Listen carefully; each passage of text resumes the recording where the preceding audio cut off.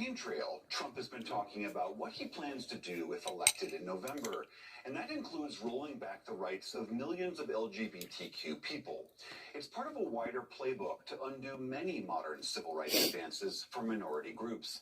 I hope you all hear that. Laura Barone-Lopez has been following this. Your son will be a second-class citizen now.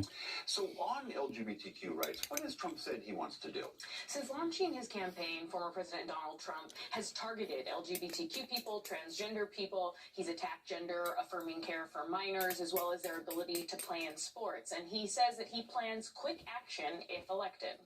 On day one, I will sign a new executive order to cut federal funding for any school pushing critical race theory, transgender insanity, and other inappropriate racial, sexual, or political content onto our children. That promise you just heard, William, has become a staple of former President Donald Trump's campaign rallies. How much of that, though, is just campaign rally rhetoric? I mean, we know that that kind of language excites a certain slice of his base. How much of that is just him talking versus what he actually plans to do? Well, it's not just campaign rhetoric, and his allies have drafted a sweeping document titled Project 2025.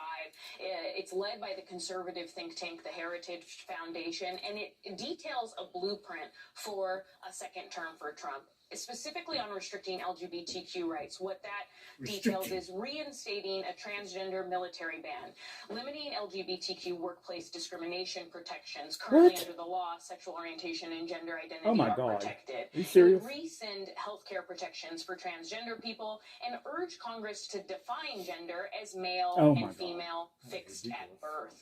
Trump has repeatedly said also, William, that he would ban gender-affirming care for minors, and this playbook makes pretty clear that this plan also is trying to stop any and all acknowledgement of an acceptance of gender identity and LGBTQ people, period. And so throughout this blueprint, there's some pretty striking language where saying that government officials should only recognize marriages between a man and a woman, and that a man and a woman are the ideal natural family structure. Also, in addition to that, William, Trump has